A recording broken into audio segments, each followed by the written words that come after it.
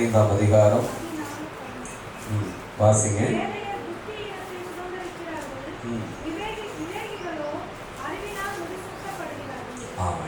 நாம் தலைகளை தாழ்த்தி ஜெபிப்போம். எங்களை அன்புக்கு அதிகமாய் நேசித்து வழி நடத்துகிற எங்கள் அன்பின் நல்ல பிதாவே, இந்த வசனத்தில் மறைந்திருக்கிற மன்னாவையும் ஆவிக்குரிய ரகசியங்களையும் மகத்துவங்களையும் நாங்கள் கற்றுக்கொள்ளத்தக்கதாக, பிறருக்கு கற்பிக்கத்தக்கதாக அப்பா நீங்க பேசுங்கப்பா, நாங்கள் கேட்கிறோம். அருமை இரட்சகர் இயேசுவின் நாமத்தில் ஆமென். வாசிங்க. பேதையர் புத்தியினத்தை சுதந்திரிக்கிறார்கள், விவேகிகளோ அறிவினால் முடிசூட்டப்படுகிறார்கள். புத்தியினத்தை சுதந்திரிப்பதற்கு என்ன காரணம்? புத்தியை ஏற்றுக்கொள்ளாததே அதற்கு காரணம். அல்லேலூயா, அல்லேலூயா. அதலே சுந்தரம் 15ஆம் அதிகாரம் அதே புஸ்தகத்திலே 5வது வசனத்தை வாசிங்க. மூடன் தன் தகப்பனுடைய புத்தியை அலட்சியம் பண்ணி காட்டுகிறான். இன்றைக்கு பிள்ளைகள் பெற்றோரை எப்படி பார்க்கிறார்கள்? அல்லேலூயா. இன்றைக்கு நாம் வேலை செய்த இடத்துல நம்மளை எப்படி பார்க்கிறார்கள்? இந்த அலட்சியம் என்பது தொடர்ந்து கொண்டேதான் இருக்கும். அதை மேற்கொள்வதற்கு தேவனால் மட்டும்தான் முடியும். அல்லேலூயா. இங்கே சொல்லப்படுகிறது, அலட்சியம் பண்ணுகிறானா? என்ன செய்யறானா? அடுத்து இப்ப அலட்சியம் இருக்கிற இடத்திலே தான் விவேகமும் மறைந்திருக்கிறது. விவேகம் இருக்கிற இடத்தில் தான் அலட்சியமும் இருக்கிறது. அதை நாம் எப்படி கையாள போகிறோம்? அருவானா எங்க பிடிக்கணும்? பிடியதான் பிடிக்கணும். அருவால பிடிச்சோம்னா என்ன ஆகும்? நம்ம கைதான் அறுத்து விட்டுரும். அல்லேலூயா. மண்வெட்டினா என்ன செய்யணும்? பிடிதான். ஒவ்வொரு பொருளுக்கும் கையாளக்கூடிய விதம் வித்தியாசமாக இருக்கும். கிராமத்துல எல்லாம் பாத்தீங்கன்னா அந்த காலத்துல பூந்தாளம்னு சொல்லுவாங்க. எப்படி? பூந்தாளம் பார்த்துருக்கீங்களா? நம்ம கோடாலி தெரியும், மண்வெட்டி தெரியும், பார்த்துருப்போம் இல்லையா? ஆனா பூந்தாளம் தெரியாது. அது எப்படி இருக்கும்னு சொன்னா, முன்னாடி எவ்வளவு நீளம் இருக்கோ அதே மாதிரி பின்னாடி அவ்வளவு நீளம் இருக்கும். பின்னாடியும் ஒரு புறம் கூர்மையா இருக்கும், ஒரு புறம் கொஞ்சம் தகுடு மாதிரி இருக்கும். கூர்மையா இருக்கிற பக்கம் வெட்டுவாங்க, அந்த தகுடு மாதிரி இருக்கிற பக்கம் வெட்டி இழுப்பாங்க. அது கேணி கொஞ்சம் சட்டு கெட்டியா இருக்கிற இடத்துல வெட்டுறதுக்கு பயன்படுத்துவாங்க. எதற்கு சொல்லுகிறேன் என்றால், அதை ஒரு அளவுக்கு மேல் ஓங்கினால் முதுகுல தான் குத்து விடும். எப்படி? நம்ம ஒரு அளவுக்கு மேல ஓங்குறோம்னு வைங்கள, அப்ப அதை கையாளுவது மிக ஞானமாக கையாள வேண்டும். தேவன் சொல்லுகிற வார்த்தைகளை மிக ஞானமாக கை கொள்ள வேண்டும். வசந்த வீடு வாசிங்க. அலட்சியம் பண்ணுகிறான்.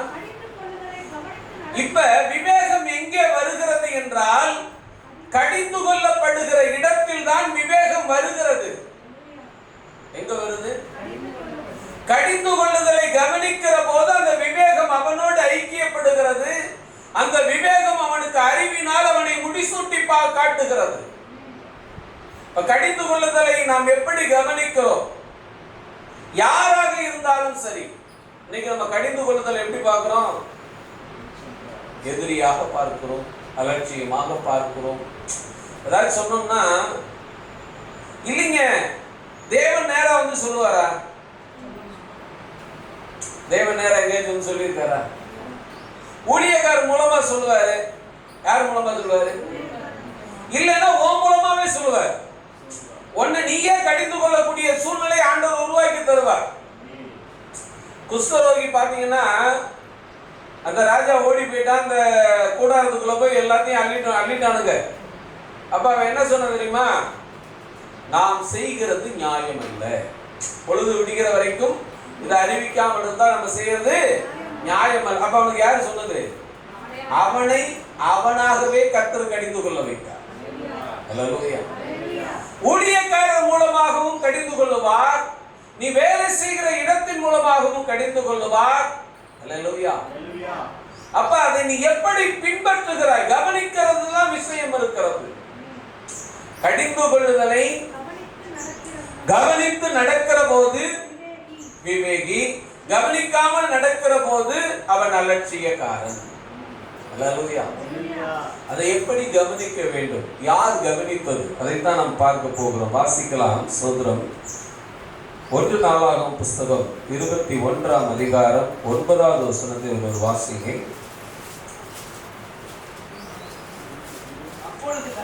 அப்பொழுது கர்த்தர்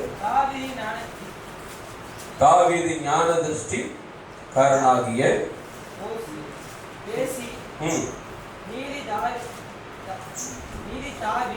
நீ தாவீதினிடத்தில் போய் 3 காரியங்களை உனக்கு முன்பாக வைத்திருக்கிறேன். அவைகளில் ஒரு காரியத்தை தெரிந்து கொள், அதை நான் உனக்கு செய்வேன் என்று கர்த்தர் உரைக்கிறார் என்று சொல் என்றார். அல்லேலூயா. இப்ப இந்த ஊழியக்காரர் என்ன கொண்டு போறாரு, ஆசீர்வாதமா சாபமா? இன்னைக்கு நான் அப்படி சொன்னா என்ன ஆகும் யோசிச்சு பாருங்களேன். இன்னைக்கு நம்ம அப்படி சொன்னா என்ன ஆகும்? பிரசங்கம் பண்றியா, அதை மட்டும்தான் செய்யணும். அதை விட்டு இந்த குறை சொல்ற வேலை இருக்காது. நமக்குள்ள அந்த என்ன வருது இல்ல. இவர் யாரு? ஊழியக்காரர். யார்கிட்ட சொல்ல போறாரு? சமஸ்த இஸ்ரவேலையும் கட்டி ஆளக்கூடிய 2வது பெரிய சாம்ராஜ்யம், கிங். யார்கிட்ட போய் சொல்லணும்? தாவீது ராஜாட்ட போய் சொல்லணும். மீண்டும் வசந்த வாசிங்க. அப்பொழுது கர்த்தர் தாவீதின் ஞான திருஷ்டிக்காரனாகிய காத்துடனே பேசி, காத்த கூட்டு பேசுறாரு, பேச்சுவார்த்தை நடத்துறாரு. தாவீது ஒரு தப்பு பண்ணிட்டாரு, நீ போய் இந்த காரியத்தை சொல்லு. பேசிதான் அனுப்புனாராம், சொல்லி அனுப்பல. முன்ன முன்ன இருந்தாலும் நீ கொஞ்சம் என்ன செய்ய. ஏன்னா தாவீது எங்க இருக்கிறாரு? பவர்ல இருக்கிறாருங்க. எப்படி இருக்கிறாரு? ராஜாவா இருக்கிறாரு. நீ போய் என்ன செய்ய. இப்ப ஆசீர்வாதம்னா போய் சொல்லிடலாம், ஆசீர்வாதம்னா போய் சொல்லிடலாம். எல்லா இடத்துலயும் அதுக்கு அங்கீகாரம் உண்டு. ஆனால் இவன் கொண்டு சொல்வது ஆசீர்வாதம் அல்ல, தண்டனை, நிபந்தனை. அல்லேலூயா. இப்ப இதைத்தான் கொண்டு போய் சொல்லணும். இதை போய் யார் சொல்லணும்? தாவீது கிட்ட போய் சொல்லணும். அல்லேலூயா. போய் சொல்றாரா? வாசிங்க. நீ தாவீதினிடத்தில் போய் 3 காரியங்களை 13வது வசனம் வாசிங்க. அப்பொழுது தாவீது கர்த்தரை நோக்கி சோதரம் 12வது வசனம். 3 வருஷம் பஞ்சமோ. கேள்வி, கொஸ்டின் நம்பர் 1. 3 வருஷம் பஞ்சமோ அல்லது உன் பகைஞரின் பட்டயம் உன்னை பின்தொடர நீ உன் சத்துருக்களுக்கு முன்பாக முறிந்தோடி போகச் செய்யும் 3 மாத சங்காரமோ அல்லது 3 நாள் கர்த்தருடைய தூதன் இஸ்ரவேலுடைய எல்லை எங்கும் சங்காரம் உண்டாகும்படி தேசத்தில் நிற்கும் கர்த்தருடைய பட்டயமாகிய கொள்ளை நோயோ இவைகளில் ஒன்றை தெரிந்து கொள் என்று கர்த்தர் உரைக்கிறார்.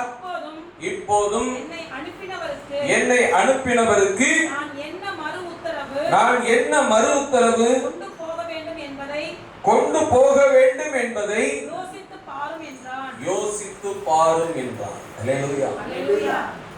தேவன் எந்த ஒரு காரியத்தை அனுப்பினாலும் அதிலிருந்து நீ தப்புவதற்கான ஒரு வாய்ப்போட தான் அனுப்புவார். எப்படி? இப்ப நீ போய் சொல்லுன்னு சொன்னாரு, சொல்லி முடிக்கும் போது எப்படி முடிக்கிறாரு? யோசித்து பாரும் ஒரு வாய்ப்பை கொடுத்திருக்காரா? அதானே முதல்ல என்ன சொன்னாரு? 3 காரியத்துல ஒன்றை தெரிஞ்சுக்க சொல்லும் போது அப்படி சொல்றாரு. 3 காரியத்துல ஒன்றை தெரிந்து கொள். ஆனா முடிக்கும் போது என்ன சொல்றாரு? யோசித்து பாரு. அப்ப தேவன் நம்மளை கடிந்து கொள்ளுகிற போது, தகப்பன் பிள்ளைகளை கடிந்து கொள்ளுகிற பொழுது, மனைவி கணவனை கடிந்து கொள்ளுகிற பொழுது, கணவன் மனைவியை கடிந்து கொள்ளுகிற பொழுது, நம்முடைய மேல் அதிகாரி நம்மளை கடிந்து கொள்ளுகிற போது நீ கோபப்படாமல் அதை யோசித்து பார்த்தால் அதிலிருந்து தப்புவதற்கான வாய்ப்பும் மறைந்திருக்கும். அல்லேலூயா. அதிலிருந்து தப்புவதற்கான வாய்ப்பும் என்ன செய்யும்? மறைந்திருக்கும். ஆனா நம்ம அதை செய்யறோமா? நம்மளை கடிந்து கொண்டவர்களுடைய பூர்வீகத்தை தேடி பார்க்கிறோம். நம்மளை கடிந்து கொண்டவர்கள் எப்படிப்பட்டவர்கள் என்று ஆராய்ச்சி செய்கிறோம். நான் சொன்னேன், எப்படி பாடுங்க? சிரிச்சுக்கிட்டே பாடுங்க, அப்பதான் ராகம். நீங்க என்ன நினைப்பீங்க? இந்த பாஸ்டுக்கே பாட தெரியாது. அல்லேலூயா. ஆனா அவர் என்ன சொல்றாரு? நம்ம இப்படித்தான் யோசிக்க தோணும். நீங்க சிரிச்சுக்கிட்டே பாடினா நல்லா இருக்கும். ஏன்னா உங்களுக்கு ஆல்ரெடி ராகம் இருக்கு. என்ன இருக்கு? ராகத்தை கர்த்தர் கொடுத்துருக்கிறார். அதை கையாளுகிற விதங்கள் நீங்க பாட்டுகளை கேட்டு பாருங்களேன், அவங்க அப்படிதான் பாடுவாங்க. அல்லேலூயா. அப்ப மகிழ்ச்சியோட பாடும்போது ராகம் தன்னை போல வந்துடும், சுதி தன்னை போல வந்துடும். அல்லேலூயா. நம்ம த்ரோவா பாடும்போது ராகம் வராது. அல்லேலூயா. இப்ப தாவீது கிட்ட போய் ஊழியக்காரர் சொல்லிட்டு அடுத்து ஒரு வாய்ப்பையும் சொல்றார், நீ யோசித்து. இப்ப நம்ம என்ன யோசிப்போம்? நீ ஒரு ராஜாவை பார்த்து இப்படி சொல்ற, முதவனத்துக்கு உள்ள போறான். எப்படி வாய்ப்பு இருக்குல்ல? என்ன வேணாலும் செய்யலாங்க, என்ன வேணாலும் செய்யலாம். அல்லது நான் இதை செய்ததற்கு மூல காரணத்தை தேடி பார்க்கலாம். இப்ப நம்ம எப்பவுமே பாருங்களேன், ஒரு பிரச்சனை நடந்துருச்சுன்னா அந்த பிரச்சனைக்கு பின்புலமாக யார் இருந்தது என்று சொல்லுவோம். ஆதாம் கிட்ட ஒரு பிரச்சனை வந்துச்சு. ஆதாம் என்ன சொன்னாரு? எல்லா பிரச்சனைக்கும் யார் காரணம் தெரியுமா? ஃபர்ஸ்ட் அக்யூஸ்ட் நீர், ரெண்டாவது அக்யூஸ்ட் ஏவாள், மூணாவது அக்யூஸ்ட் நான். நீர் என்னோடு இருக்கும்படி தந்த ஸ்ரீயானவர். அப்ப அக்யூஸ்ட் நம்பர் யாரு? அப்படிதான் திருப்பி முடிச்சாரு. தாவீது என்ன சொல்லி இருக்கணும்? அடுத்த வருஷம் வாசிங்க. அப்பொழுது தாவீது காத்தை நோக்கி கொடிய இடுக்கணில் அகப்பட்டிருக்கிறேன். எப்படி இருக்கிறேன்? நான் போய் மாட்டிக்கிட்டேன்னு சொல்ல, அகப்பட்டுக்கிட்டேன். இன்னைக்கு எல்லாருடைய வாழ்க்கையிலும் கஷ்டம் இப்படித்தான் வருகிறது. ஏதோ ஒரு விதத்திலே கடனில் அகப்பட்டிருக்கிறோம், பலவீனத்திலே அகப்பட்டிருக்கிறோம், சுகவீனத்திலே அகப்பட்டிருக்கிறோம். அது நிரந்தரமானது அல்ல. அது சிக்கிக்கிட்டேன்றாரா அகப்பட்டுக்கிட்டேங்கிறாரா? அகப்பட்டு இருக்கிற ஏதோ ஒரு பிரச்சனையில சிக்கிட்டேன். என்ன செஞ்சீங்க? அகப்பட்டு இருக்கிறேன். இப்போது நான் கர்த்தருடைய கையில விடுவேனாக. கர்த்தரிடத்துல ஒன்ன ஒப்பு கொடுக்கும் போது அதிலிருந்து கர்த்தருனை விடுவிக்க போதுமானவர். ஆமென். ஆமென். ஊழியக்காரர் கடிந்து கொண்டாரா? நீ சபையில ஒன்னு ஒப்பு கொடு. ஏன் சபைக்கு லேட்டா வர்றீங்கன்னு ஊழியக்காரர் கேட்டா நம்ம என்ன செய்யறோம்? அடுத்த வாரம் வருவதற்கு வாய்ப்பு இல்லைன்னு அறிஞ்சிட்டு போயிடும். எப்படி? ஏன் சபைக்கு லேட்டா வர்றீங்கன்னு நம்ம கேட்டோம்னா அடுத்து என்ன வருது பதில்? அடுத்த வாரம் வருவதற்கான வாய்ப்புகளை ஊழியக்காரர் கொடுக்க மறுக்கிறார். ஆமென்.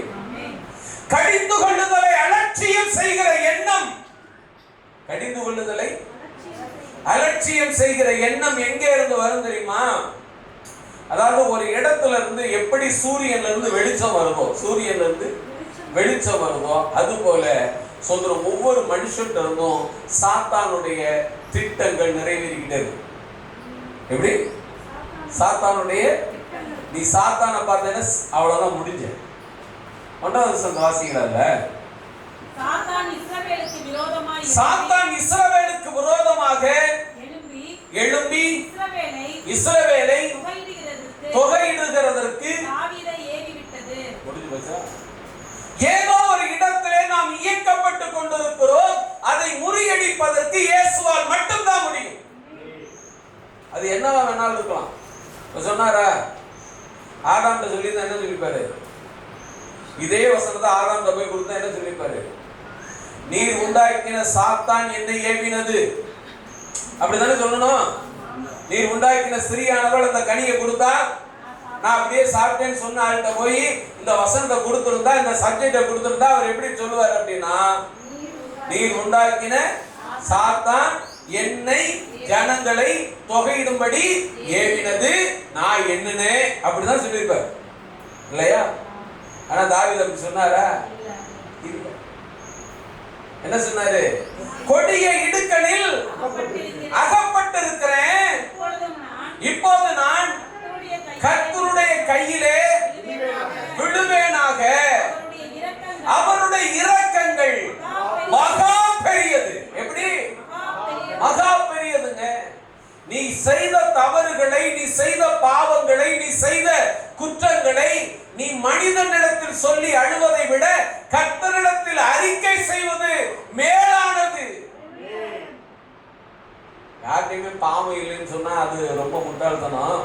பாவமே நான் செய்யலைன்னு சொல்றது அது அதை விட பெரிய முட்டாள்தனம் இல்லையா? ஆண்டவர்கிட்ட போய் ஒப்பு கொடுத்துட்டோம்னா அது புத்திசாலித்தனம். அல்லேலூயா. இப்ப ஊழியக்காரர் மூலமா வருது அந்த விஷயம். எப்படி வருது? ஊழியக்காரர் மூலமா தான் வருது. அல்லேலூயா. இந்த தாவீது நேரா சொல்றது, தேவன் நேரா தாவீதுக்கு டீல் பண்ணிடுவாங்க. இதுதான் ப்ரொசீஜர். கோவப்பட்டாரு அப்படின்னா சபை மூலமா தான் போவார். சந்தோஷப்பட்டா நேரு போயிடுவார், அடுத்த விஷயம். அல்லேலூயா. தேவன் ஏதேன் தோட்டத்தை உண்டாக்கினது நோக்கம் அப்படித்தான். அல்லேலூயா. சபையை உண்டாக்கினது நோக்கம் அப்படித்தான். நம்மை சரி செய்வதற்காக ஒரு இடத்தை வைத்திருக்கிறார், அது சபை. அதை நீ எப்படி பார்க்கிறாய்? லட்சியமாக பார்க்கிறாயா அல்லது அலட்சியமாக பார்க்கிறாயா? சொல்லுகிற தீர்க்கதரிசி ராஜாவுக்கு மேற்பட்டவர் அல்ல, உண்மைதானே? ஆனா ராஜா என்ன நினைக்கிறான் அப்படின்னா, சொல்லுகிற தீர்க்கதரிசி எனக்கு மேற்பட்டவர் என்பதை ஒப்புக்கொள்ளுகிறான். இதான் விஷயம்.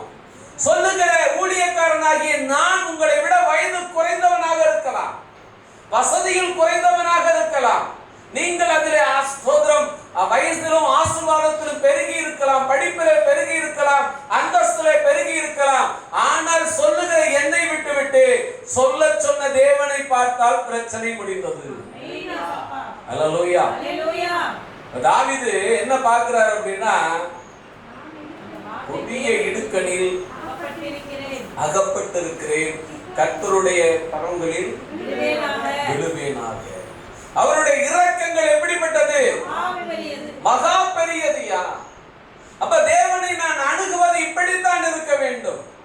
எனக்கு வந்திருக்கிற பிரச்சனைக்கு நான் ஆதி மூலத்தை தேடுவது பிரயோஜனமற்றது. ஆதாம் தேடி இருந்தா அப்படித்தான் சொல்லியிருப்பார். ஆதாம் தேடி இருந்தா ஏன்னா முதல் அதுக்கு ஏதுவா தான் இருக்கு. அல்லேலூயா.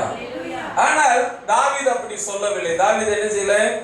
அப்படி சொல்ல, மாறாக கர்த்தருடைய கரத்தில் விழுவேனாக. 16வது வசனத்தை வாசிங்க. தாவீது தன் கண்களை ஏறெடுத்து பூமிக்கும் வானத்திற்கும் நடுவே நிற்கிற கர்த்தருடைய தூதன் உருவின பட்டயத்தை தன் கையில் பிடித்து அதை எருசலேமின் மேல் நீட்டி இருக்க கண்டான்.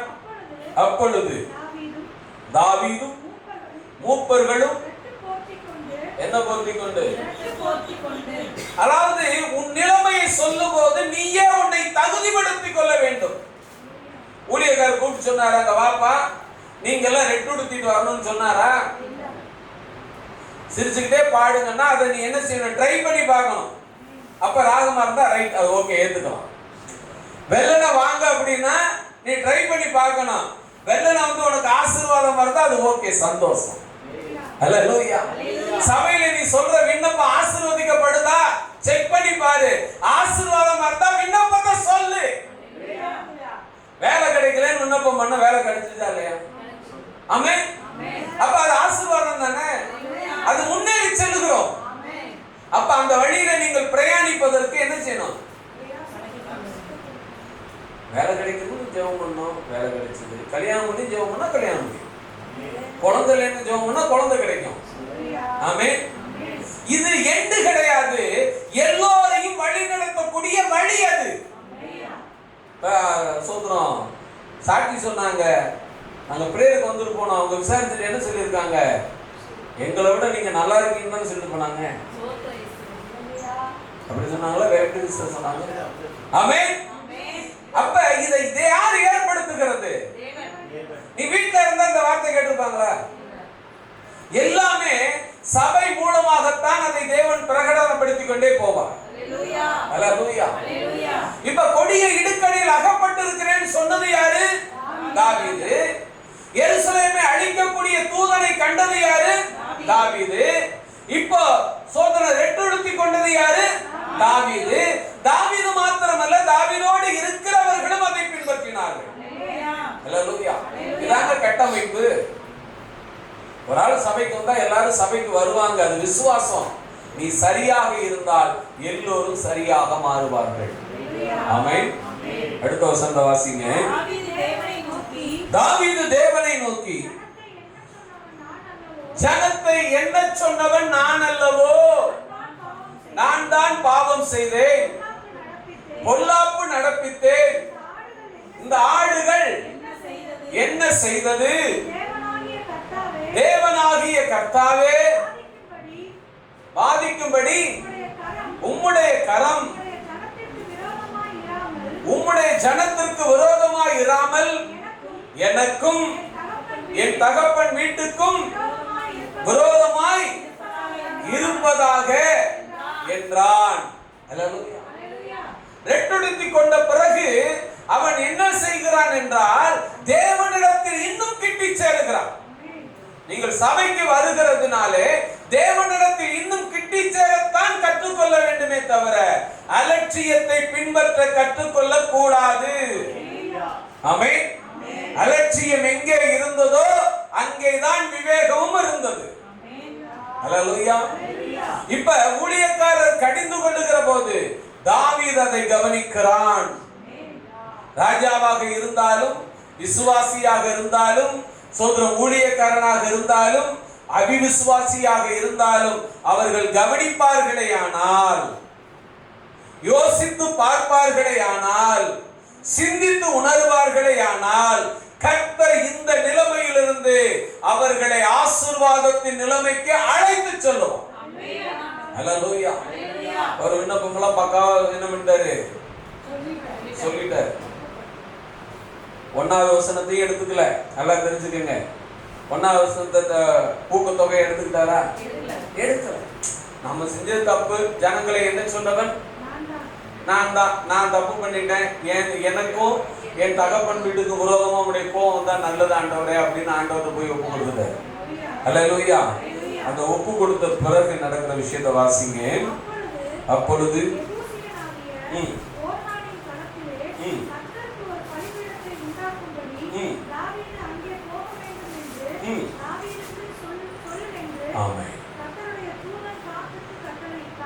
என்ன சொல்றாரு? இது யாரு மூலமா தான் வருது? ஊழியக்கார மூலியமா தான் வருது. இன்னைக்கு ஊழியக்காரர் சொன்னா நம்ம என்ன நினைக்கிறோம்? அதாவது 1ஆம் தேதி வந்துட்டா காணிக்கைன்னு சொல்லுவாங்க. சோதரம் 5 நாளைக்கு அப்புறம் எல்லாரும் வெள்ளன வரணும்னு சொல்லுவான். இதே பழக்கமா போச்சு எங்களுக்கு. இப்படி நினைச்சேன்னா அது அலட்சியம். அல்லேலூயா. அல்லேலூயா. ரொம்ப இந்த செய்தியை ஆண்டவர் கொடுக்கும்போது அதுல இருக்கிற விஷயங்களை சொல்லி கொடுத்தா ரொம்ப எனக்கு ஆச்சரியமாக மிகவும் நுணுக்கமாக இருந்தது. அல்லேலூயா. எப்படி இருந்தது? ஆச்சரியமாகவும் அது நுணுக்கமாகவும் இருந்தது. அல்லேலூயா. இப்ப மீண்டும் வாசிங்க.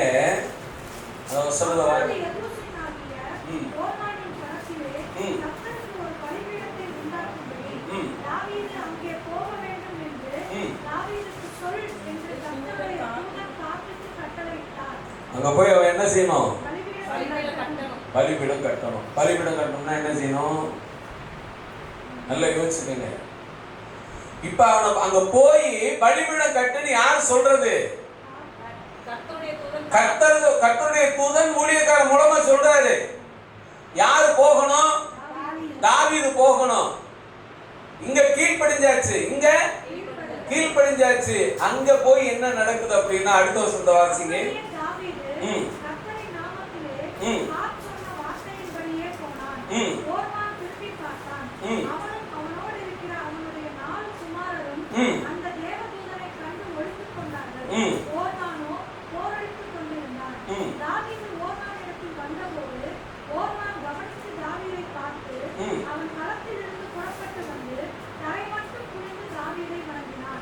அப்பொழுது தாவீது ஓர்னானை நோக்கி, இந்த களத்தின் நிலத்திலே நான் கர்த்தருக்கு ஒரு பலிபீடத்தை கட்டும்படிக்கு அதை எனக்கு கொடு.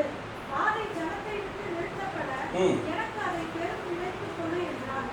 ஓர்னான் தாவீதை நோக்கி, ராஜாவாகிய என் ஆண்டவன் அதை வாங்கிக் கொண்டு தம்முடைய பார்வைக்கு நலமானபடி செய்வாராக. இதோ சர்வாங்க தகனங்களுக்கு மாடுகளும் இரவுக்கு போரடிக்கிற உருளைகளும் போஜனங்களுக்கு கோதுமையும் ஆகிய யாவையும் கொடுக்கிறேன் என்றான். இப்ப அவன் என்ன சொல்றான்? எல்லாத்தையும் கொடுக்கிறேன் அப்படிங்கிறான். நம்ம என்ன நினைப்போம்? இதான உண்மை. ஆனா தாவீது அடுத்த வசனத்துல சொல்றாரு பாருங்க. அதற்கு தாவீது ராஜா ஓர்னானை நோக்கி, அப்படி அல்ல, நான் உன்னுடையதை இலவசமாய் வாங்கி கர்த்தருக்கு பலி செலுத்த மாட்டேன், பெருமான விலைக்கே வாங்குவேன் என்றார். அல்லேலூயா, அல்லேலூயா. இங்க முதலீடு, அங்க கீழ்ப்படிதல், இங்க முதலீடு. சொன்னாரா? ஊழியக்காரர் சொல்லி அனுப்பினாரா? இல்ல. ஆமென், அல்லேலூயா.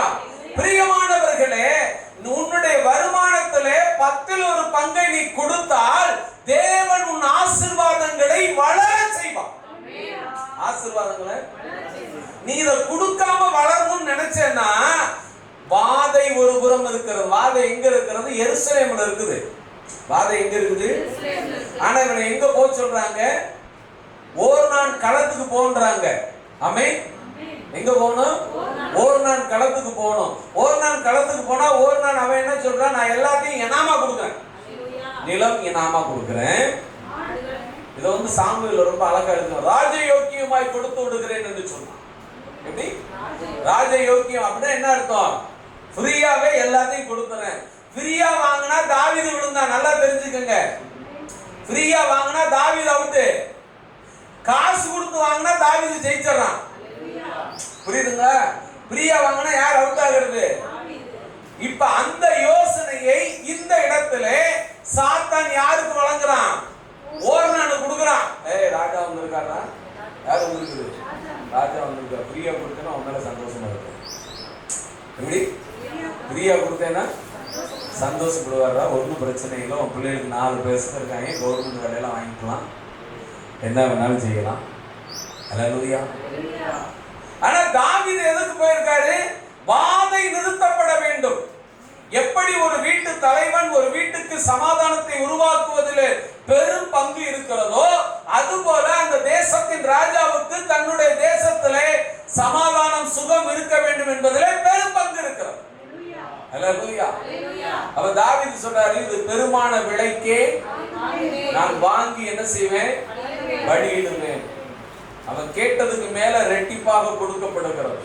கேட்டதுக்கு மேல ரெட்டிப்பாக என்ன செய்யப்படுகிறது? கொடுக்கப்படுகிறது. ஆனால் அவன் இனாமாக வாங்குவதற்கு முன் வரவில்லை. ஆமென். நீங்க காணிக்கை கொடுக்கலன்னா ஊழியக்காரர் ஒரு நாள் கூப்பிட்டு போன் பண்ணி ஏன் இந்த மாசம் கொடுக்கலன்னு கேட்க மாட்டாரு. கேட்பாரா? கேட்க மாட்டாரு. கொடுத்தா உனக்கு ஆசீர்வாதம் பிளஸ் சமாதானம். கொடுக்கலன்னா அன்னைக்கு உனக்கு ஆசீர்வாதம் சமாதானம் இருக்காது. அல்லேலூயா. அதைத்தான் இங்கே சொல்லப்படுகிறது. சோதரம், தீர்க்கதரிசி வந்து சொன்னது ஃபர்ஸ்ட் ஆசீர்வாதம் இல்ல. என்ன இல்ல? ஆசீர்வாதம் இல்ல. இரண்டாவது சொன்னது அந்த பிரச்சனையிலிருந்து தப்புவதற்கான வழி. நீ போய் என்ன செய்? அந்த களத்துல பலி செலுத்து. அங்க பலி செலுத்த போகும்போது என்ன ஆகுது? எல்லாமே ஃப்ரீயா தரேன்றான். எல்லாமே ஃப்ரீயா வாங்கி பலி செலுத்தினா பிரயோஜனம் இல்லைன்றாரு. பிரயோஜனம் அப்ப சொல்லுகிறதை கவனிக்க வேண்டும். சொல்லுகிறதை கவனிக்க வேண்டும். எதுக்கு சொல்றாங்க, ஏன் சொல்றாங்கன்னு நீ கவனிச்சதான் கர்த்தர் உன்னை அறிவினால் முடிசூட்டுவார். அல்லேலூயா. காத்து வந்து இந்த ஐடியாவும் சொன்னாரா, ஓ நான் களத்துக்கு போ, அது மொத்தத்தையும் சொந்தம் சுத்த கரையமா வாங்கி தான் நீ பலி செலுத்தான்னு சொன்னாரு இல்ல. அப்ப பலி செலுத்துவதற்கு அவன் போகும்போது சொல்றான், நான் என் தேவனுக்கு பலி செலுத்துவது என் பணத்துல செலுத்த வேண்டும். எப்படி? என் பணத்துல என்ன செய்யணும்? பலி செலுத்த வேண்டும். என்னுடைய சபைக்கு நான் என்னுடைய வருமானத்திலே நான் தசம பாகத்தை காணிக்க என்ன செய்யணும்? கொடுக்க வேண்டும். கொடுத்தால் சமாதானம் உனக்கு. அல்லேலூயா. ஏன்னா இதுல 3 ப்ராசஸ் இருக்கு. ஒன்னு சாத்தான் ஏவிக்கிட்டு இருக்கான், ஒன்னு இன்னொன்னு கர்த்தருடைய கோபம் தூதனாக வந்து எருசலேமை அழித்து கொண்டு இருக்கிறான். அல்லேலூயா. மூணாவது ஊழியக்காரன் நீதான் காரணம், இதை என்ன செய்யலாம் இருக்கேன்னு வந்து பேசிக்கிட்டு இருக்கான். அல்லேலூயா. நாலாவது ஆளா தான் தாவீது போறாரு. அல்லேலூயா. இப்ப நாலாவது ஆளா போய் அவர் எப்படி முதல் ஆளா வர்றாரு பாருங்களேன். அல்லேலூயா. சோத்ரம் 27வது வசனத்தை வாசிங்க.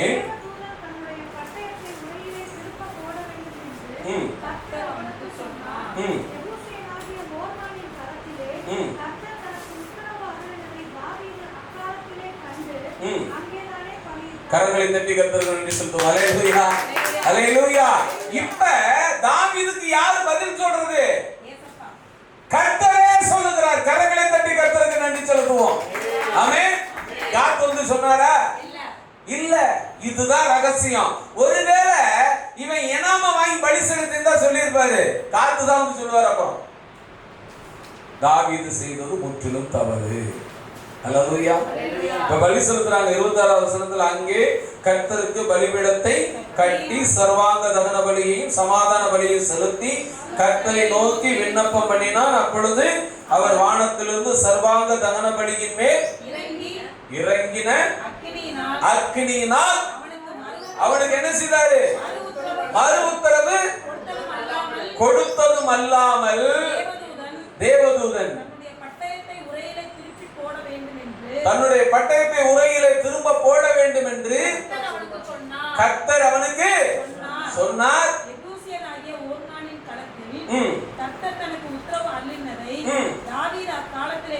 இப்ப தாவீதோடு யார் பேசுறது? அப்ப எதுக்கு இந்த காரியத்தை செய்தார்னா, உன்னோடு தேவன் பேச வேண்டும் என்பதற்காகத்தான், உனக்கு அதை உணர்த்த வேண்டும் என்பதற்காகத்தான் ஊழியக்காரன் மூலமாக வந்து உன்னோடு பேசுவார். ஆமென். நீ ஊழியக்காரோட பேசுறத மட்டுமே எதிர்பார்த்து இருந்தேன்னா பிரயோஜனம் இல்ல. ஒருவேளை தாவீது இத எனாம வாங்கி பலி செலுத்திட்டு போயிருந்தாருன்னா தாவீதுக்கு தேவன் பதில் கொடுத்திருக்க மாட்டார். பதில் கொடுத்திருப்பாரா? அல்லேலூயா. பதில் கொடுக்க வாய்ப்பு இருக்காங்க. ஆமென். கடைசி வசனத்தை வாசிங்க. தாவீது கர்த்தருடைய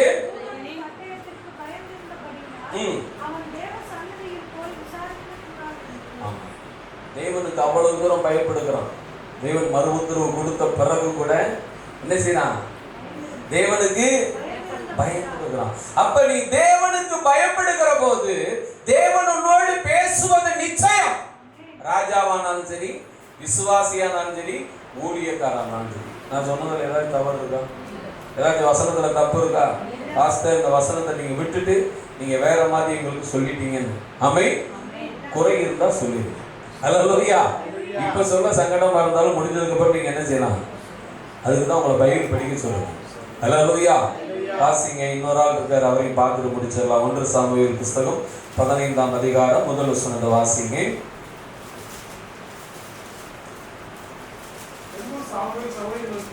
பின்பு சாமுவேல் சவுலை நோக்கி, இஸ்ரவேலின் மேல் இப்போது கர்த்தருடைய வார்த்தையின் சத்தத்தை கேளும். சேனையின் கர்த்தர் சொல்கிறது என்னவென்றால், இஸ்ரவேலை எகிப்திலிருந்து வந்தபோது அமலேக் அவர்களுக்கு வழிமறித்த செய்தியை மனதில் வைத்திருந்தேன். இப்போது நீ போய் அமலேக்கை மடங்கடித்து அவனுக்கு உண்டான எல்லாவற்றையும் சங்கரித்து அவன் மேல் இரக்கம் வைக்காமல் புருஷரையும் ஸ்திரீகளையும் பிள்ளைகளையும் குழந்தைகளையும் ஆடுகளையும் ஒட்டகங்களையும் கழுதைகளையும் கொன்று போட கடவா என்று சொன்னான். அல்லேலூயா. அதாவது தாவீது ஒரு தப்பு பண்ணியிருப்பார். தாவீது தப்பு பண்ணாரு. அல்லேலூயா. இவரும் தப்பு பண்ணாரு. நம்முடைய வாழ்க்கையிலும் தவறுகள் இருக்கிறது. அதை சரி செய்வதற்கு தேவன் திட்டமிட்டு கொண்டே இருப்பார். தேவன் என்ன செய்வாரு? திட்டமிட்டு கொண்டே இருப்பார். அந்த திட்டத்தை சரியாக கையாண்டவன் தாவீது. சரியாக கையாண்டவன். ஆனால் அதை சரியில்லாமல் கையாண்டவன் சவுல். ரெண்டு பேருமே ராஜாதான். ரெண்டு பேருமே ராஜாதான். இதை விட ஒரு முக்கியமான விஷயம் என்னன்னு கேட்டா, ரெண்டு பேர்த்தையும் ராஜாவாக அபிஷேகித்தது ஒரே ஊழியக்காரன் தான். ஆமென். அல்லேலூயா. இவன் எப்படி தேவனை பிடித்துக் கொண்டான், இவன் எப்படி தேவனுடைய திட்டத்தை விட்டு விலகினான் என்பதை தான் சுருக்கமா பார்த்து முடிக்க போறோம். ரொம்ப லேட் ஆயிடுச்சு, கோவப்படாதீங்க. ஆமென். எத்தனை மணி ஆகுது? 10 மணி ஆகுது. ஆமென். ஒரு 5 நிமிஷம் முடிச்சிருவோம் நான் விசுவாசிக்கிறேன். அல்லேலூயா. சரியா 8 மணிக்கெல்லாம் ஆராதனைக்கு வந்தீங்கன்னா 10 மணிக்கு முடிக்க கர்த்தர் உதவி செய்வார். லேட்டா வந்தீங்கன்னா என்ன செய்யும்? ஒருவேளை எல்லாரும் வந்ததுக்கு அப்புறம் ஆராதனை ஆரம்பிக்கணும்னா என்ன ஆகும்? 9:30 ஆரம்பிக்கணும். ஆமென். அது ரொம்ப மன வருத்தத்தில் போய் நிற்கும். அல்லேலூயா. நல்ல சீக்கிரமா வாங்க, சீக்கிரமா போக கர்த்தர் என்ன செய்வாரு? உதவி செய்வார். அல்லேலூயா. இப்ப ஊழியக்காரன் கூப்பிட்டு சொல்லிட்ட, நீ போய் சவுல ராஜாவாக்குனது நான் தான். அவன் தவறு பண்ணா, என்னென்னமோ பண்ணிட்டான். அதனால அவனுக்கு ஒரு வாய்ப்பு கொடுக்குறேன். என்ன கொடுக்குறேன்? வாய்ப்பு கொடு. அங்க யோசித்து பாருங்க என்று ஒரு வாய்ப்பை கர்த்தர் கொடுத்தார். 3 காரியத்தை கொடுத்துட்டு, இன்னைக்கு உலகம் அதான் சொல்லுது, 3 வாரமும் 3 மாசமும் 3 நாளும் இது நடக்கும் நடக்கும் நடக்கும் சொல்லிட்டு போலாம். தெரியுதா? அதை சொன்னது யாருன்னா கர்த்தர் தான். ஊழியக்காரன் மூலமா சொன்னார். 3 வருஷம் பஞ்சம் வேணுமா, 3 மாசம் யுத்தம் வேணுமா, அல்லது 3 நாள் கொலை வேணுமா? 3 வருஷம் 3 மாசம் 3 நாள். அல்லேலூயா. இதை உலகம் அப்படியே வேற மாதிரி ரிப்பீட் பண்ணிக்கிட்டே போயிட்டு இருக்கு. எல்லாமே பைபிள்ல இருக்கு. எல்லாமே பைபிள்ல இருக்கு. அல்லேலூயா. இப்ப சொல்றாரு, நீ என்ன செய்யணும்?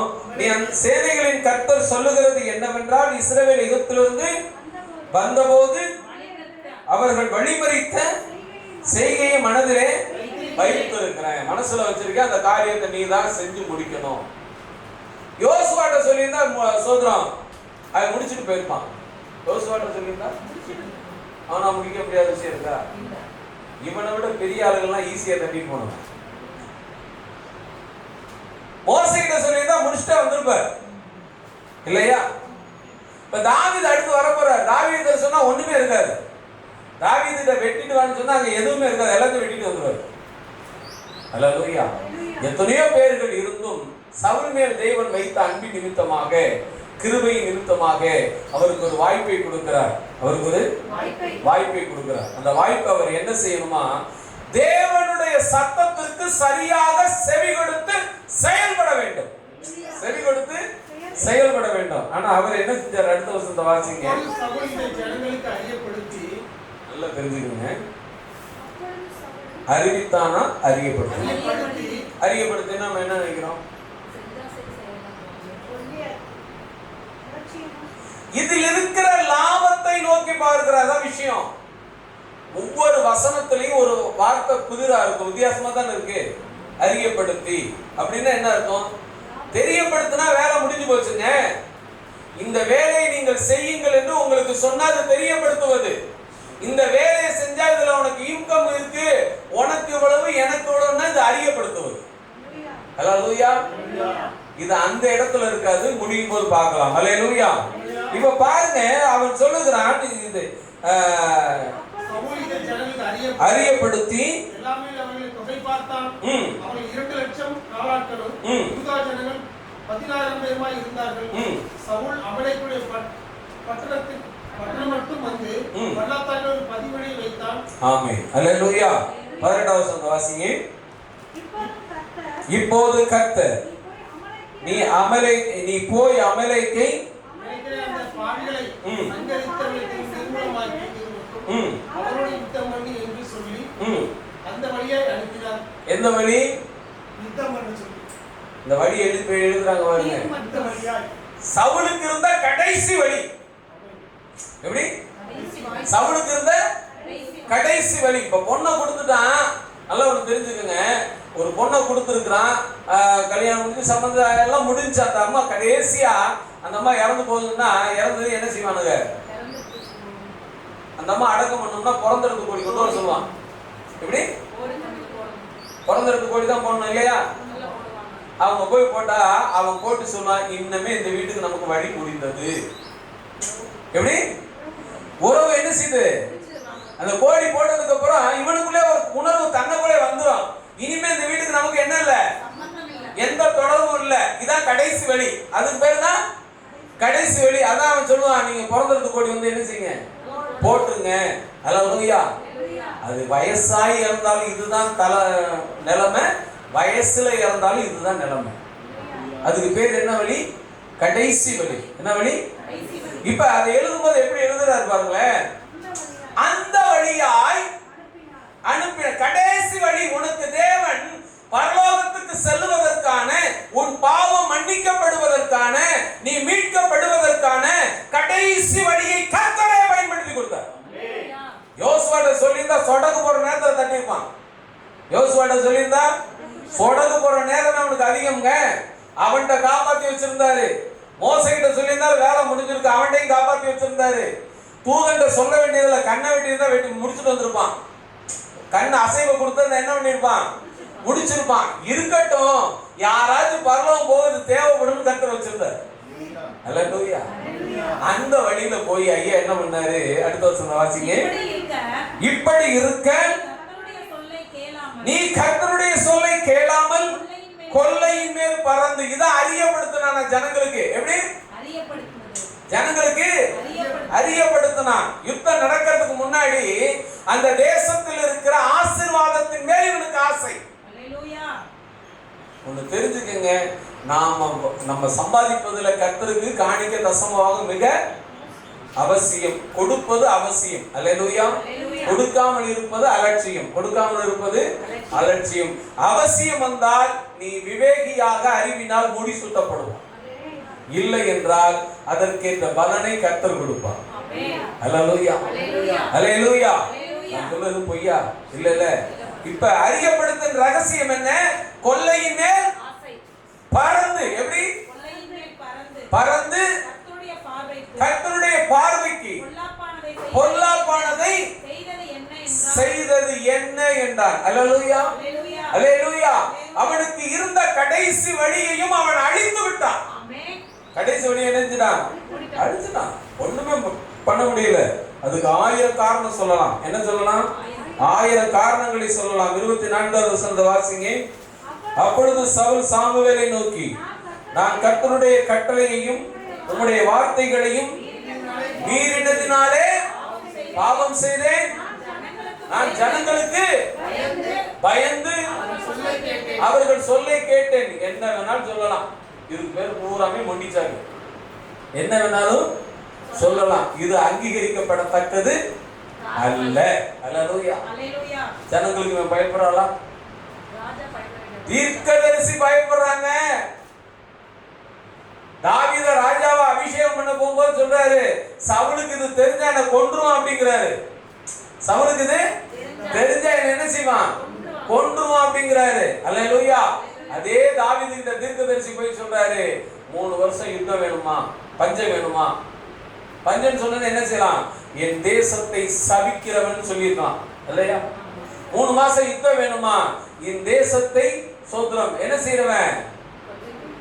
சபிக்கிறவனுங்க, உளவாளின்னு சொல்லியிருக்கான். அல்லேலூயா. 3 நாள் கொள்ளை நோய் வேணுமா? இப்படி என்ன வேணாலும் சொல்லியிருக்கான் தாவீது. ஏதாவது சொன்னாரா? யோசித்து பாருன்னு யோசிக்கிறான். ஆண்டவரோட ஐக்கியமா போறதையா சமாதானம். அல்லேலூயா. அதனாலதான் இந்த வசனம் எழுதும்போது அந்த வழியாய் அனுப்பினாரு. ஏன்? எத்தனையோ வழி இருக்கே, எத்தனையோ பாகம் இருக்கே.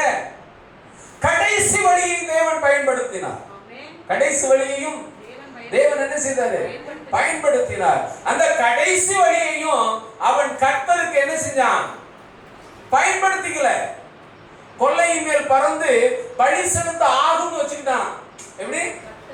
கர்த்தருக்கு அங்க பலி செலுத்தினா தப்பிச்சான். இங்க பலி செலுத்தல, அழிச்சா தப்பிச்சான். ஆமென். அது சொன்னாரு. இப்படி எல்லாம் சொல்லிட்டு அடுத்த வசனத்தை வாசிங்க. இப்போதும் நீர் என் பாவத்தை மன்னித்து ம். நான் கர்த்தரை பணித்துக் கொள்ளும்படிக்கு ம். என்னோடு கூட திரும்பி வரும் என்றான். ம். சாமுவேல் சவுலை பார்த்து, ம். நான் உன்னோடு கூட திரும்பி வருவதில்லை. ம். கர்த்தருடைய வார்த்தையை புறக்கணித்தீர். ம். நீர் இஸ்ரவேலின் மேல் ராஜாவாய் இராதபடிக்கு ம். கர்த்தர் உம்மையும் புறக்கணித்து தள்ளினார் என்றான். உம்மையும் புறக்கணித்து தள்ளினார் இப்ப இந்த வார்த்தைகளை நான் புறக்கணிக்க அலட்சியப்படுத்த நான் புத்தியீனத்தை தான் சுதந்திரித்துக் கொள்ள முடியும். அல்லேலூயா. இந்த வார்த்தைகளை நான் கையாளுகிற போது அறிவினால் கர்த்தரை முடிசூட்டுவார். அல்லேலூயா. இப்ப சொல்றாரு, நீ ராஜாவா இராதபடி. அதுக்கப்புறம் 40 வருஷம் ராஜாவா இருந்தாரு. பிரயோஜனம் இல்லை. நீ வீட்டுல கணவனா இருக்கலாம், பிரயோஜனம் இல்லை. நீ வீட்டுல மனைவியா இருக்கலாம், பிரயோஜனம் இல்லை. நீ வீட்டுல அவங்க வீட்டுல பிள்ளையா இருக்கலாம், பிரயோஜனம் இல்லை. புரியுதுங்களா? ஆளா இருக்கலாம், ஆளுமையா இருக்க முடியாது. எப்படி? அந்த வீட்டுல ஒரு ஆளா இருக்கலாம், எப்படி இருக்க முடியாது? ஆளுமையா இருக்க முடியாது. நீ ஒரு வீட்டுக்கு விருந்தாடி போயிருக்க, அந்த வீட்டுல டிவி பாக்குறாங்க, ரிமோட் யார்கிட்ட இருக்கோ அவங்க தான் ஆளுகை. உங்ககிட்ட இருந்தா அது உன் வீடு. ஒரு சிம்பிளா சொல்றேன், உலக பிரகாரமா. அல்லேலூயா. அதை பார்த்துட்டு என்ன செய்வ? நேரு நம்ம வீட்டுக்கு போய். அல்லேலூயா. அல்லேலூயா. எக்ஸாம்பிளுக்கு தான் சொன்னேன். அல்லேலூயா. இப்ப ஆளா இருக்கணுமா, ஆளுகைக்குள்ள இருக்கணுமா? ஆளுகைக்குள் வர வேண்டும் என்றால் தாவீதை போல கீழ்ப்படிய வேண்டும். ஆமென். சவுலை போல கீழ்ப்படிதலை விட்டுவிட வேண்டும். இப்ப பாருங்களேன், நான் உன்னோடு வருகிறதில்லை என்று சவுல் சோதரம் சாமுவேல் சொல்றாரு. சாமுவேல் சொன்னதையும் என்ன செய்றான்? போகும்படி சாமுவேல் திரும்புகிற போது சவுல் அவன் சால்வையை பொங்கலை பிடித்துக் கொண்டான். அது கிழிந்து போயிற்று. அத்தோட அதாவது அந்த வழி அத்தோட முடிவு வந்தது. அந்த சால்வை என்னது? கிழிந்து விட்டது. அத்தோட சவுல் மேல் தேவன் வைத்திருந்த கிருபை முடிவுக்கு வந்தது. இன்றைக்கு நான் எப்படி இருக்கிறேன்? சற்று சிந்தித்து பாருங்கள், கவனித்து பாருங்கள். இயேசுவை நான் இறுக பிடித்துக் கொள்ளுகிற போது வழி இல்லாவிட்டாலும் வழியை உருவாக்குகிற தேவன். 3 பேக்கேஜ் கொடுத்து அனுப்பினாரு. எத்தனை பேக்கேஜ் கொடுத்தாரு? ஆனா 4வது ஒண்ணு இருந்தது, யோசித்து பாரும். அதுவும் ஒரு வழிதான். கண்டுபிடிச்சாங்கல்ல? கவனித்தால் கண்டுபிடிக்கலாம், கவனித்தால் கண்டுபிடிக்கலாம். கவனிக்கலைன்னு சொன்னா நீ உலக பிரகாரமாய் ஆசீர்வாதத்தை தான் கண்டுபிடிக்க முடியுமே தவிர ஆவிக்குரிய ஆசீர்வாதங்களை ஒருபோதும் என்ன செய்ய முடியாது, கண்டுபிடிக்க முடியாது. வஸ்திர தொங்கல் கிழிந்து விட்டது. அவனுக்காக தேவன் வைத்திருந்த எல்லா வழிகளும் அத்தோடு முடிந்து விட்டது. அதுல கடைசி வசனத்தை வாசிங்க. சவுல் மரணமடைய மட்டும் நல்லா தெரிஞ்சுக்கங்க. ஏன் அதை சொல்றேன்னா, அந்த கடைசி வழி அடுத்து அவனுக்கு நடக்கக்கூடிய ஸ்டேஜ் என்ன தெரியுமா? மரணம் மட்டும்தான். அடுத்து அவனுக்கு நடக்க வேண்டியது மரணம் மட்டும்தான். அது வரைக்கும் கர்த்தர் அவனுக்கு தொடர்புல இல்லை. அது வரைக்கும் அவனுக்கு தொடர்பு இருந்தாரா? வாசிங்க. சவுல் மரணம் அடையும் நாள் மட்டும் சாமுவேல் அப்புறம் அவனை கண்டு பேசவே இல்லை. எல்லா வழியும் கர்த்தர் க்ளோஸ் பண்ணி போயிட்டார். சபைக்கு நான் வருவது என் வழிகளை அடைத்துக் கொள்வதற்கு அல்ல, என் வழிகளை விருத்தி அடைய செய்வதற்கு. ஆமென். என் வழிகளை, என் குறைகளை சரி செய்து கொள்வதற்கு, என் பாவங்களை மன்னித்து பரிசுத்தம் அடைவதற்கு. இதற்காகத்தான் கர்த்தர் என்னை சபைக்கு அழைத்துட்டு வந்திருக்கிறார். அல்லேலூயா. இப்ப தேவன் கண்டு அப்புறம் பேசினார்க்கா இல்ல, ஊழியக்கார அப்புறம் என்ன செய்யலையா, தொடர்புல நின்று போயிட்டாரு. ஆனா தாவீது பலி செலுத்தி முடிஞ்சது பதில் யாருக்கு வந்துச்சு? யாருக்கு வந்தது? தேவனிடத்துல இருந்து ஸ்ட்ரைட்டா தாவீதுக்கே வந்துச்சு. அப்படித்தானே எழுதிருக்கு. அல்லேலூயா. இதுதான் சோத்திரம். தேவனை கவனிக்கிறவர்களுக்கு தேவன் அறிவினால் முடிசூட்டுகிறார். அல்லேலூயா. எல்லாருடைய வாழ்க்கையிலும் தவறு இருக்கலாம். தவறுக்கு ஏதோ ஒன்று காரணமாக இருக்கலாம், ஏதோ ஒன்று காரணமாக இருக்கலாம். ஆனால் சாபத்திற்கு நான் மட்டுமே காரணம். சாபத்திற்கு இப்ப சவுல் அழிந்து போனதுக்கு யாரு காரணம்? அவன் தான் காரணம். ஆனா வேலை வேற, வேலை தாவீது கொடுத்த வேலை வேற,